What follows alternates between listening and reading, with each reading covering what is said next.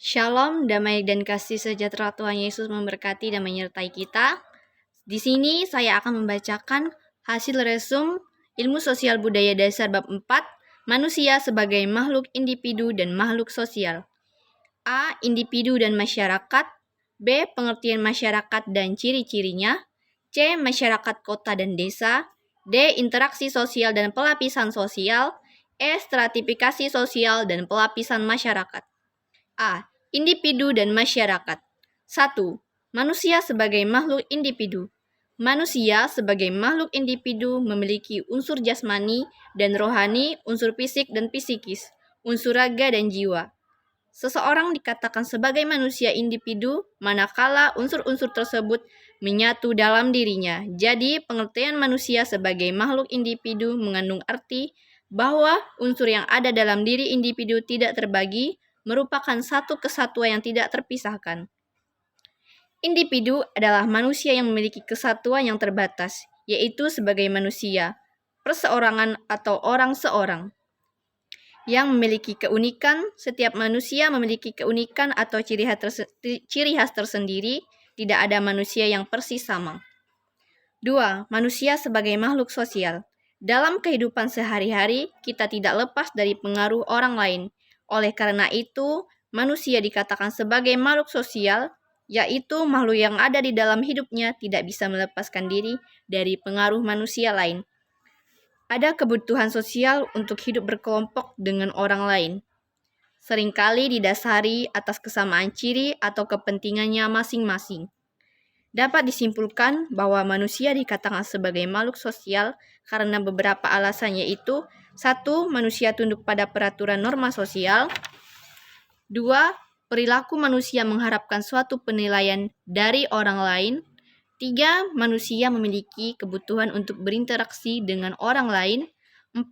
Potensi manusia akan berkembang bila ia hidup di tengah-tengah manusia. B. Pengertian masyarakat dan ciri-cirinya. Istilah masyarakat dalam bahasa Inggris society, sedangkan istilah komunitas dalam bahasa Inggrisnya community. Dalam konteks keseharian, seringkali terjadi kesalahan pemahaman antara society dan community. Dua istilah tersebut sering ditafsirkan sama, padahal sangat berbeda artinya. Society atau masyarakat berbeda dengan komunitas atau masyarakat setempat. 1. Pengertian masyarakat setempat atau komunitas dan ciri-cirinya. Masyarakat setempat adalah suatu wilayah kehidupan sosial yang ditandai oleh suatu derajat hubungan sosial yang tertentu. Dasar-dasar dari masyarakat setempat adalah lokalitas dan perasaan masyarakat setempat. C. Masyarakat kota dan desa. Desa dan kota memiliki perbedaan fisik maupun secara sosial. Sebuah desa seringkali ditandai dengan kehidupan yang tenang, jauh dari hiruk-pikuk, keramaian, penduduknya ramah tamah, saling mengenal satu sama lain. Mata pencarian penduduknya kebanyakan sebagai petani atau nelayan. Orang di desa mempunyai hubungan yang lebih erat dan mendalam antar sesama warganya.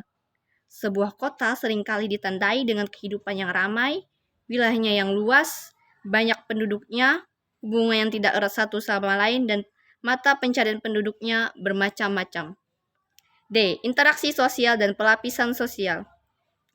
Interaksi adalah proses di mana orang-orang berkomunikasi saling memengaruhi dalam pikiran dan tindakan. Seperti kita ketahui bahwa manusia dalam kehidupan sehari-hari tidaklah lepas dari hubungan satu dengan yang lain. Bentuk-bentuk interaksi sosial menurut Gillen and Gillen, ada dua macam proses sosial yang timbul sebagai akibat adanya interaksi sosial, yaitu 1. Bentuk interaksi asosiatif. Kerjasama timbul karena orientasi orang perorangan terhadap kelompoknya dan kelompok lainnya. Akomodasi, adapun bentuk-bentuk dari akomodasi adalah coercion, kompromis, arbitration, conciliation, dan stalemate.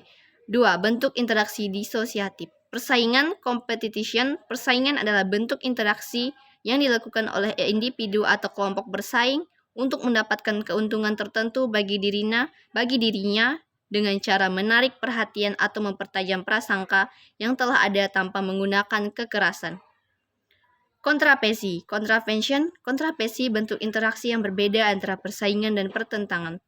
pertentangan, konflik. Pertentangan adalah suatu bentuk interaksi individu atau kelompok sosial yang berusaha untuk mencapai tujuannya dengan cara menentang pihak lain disertai ancaman atau kekerasan.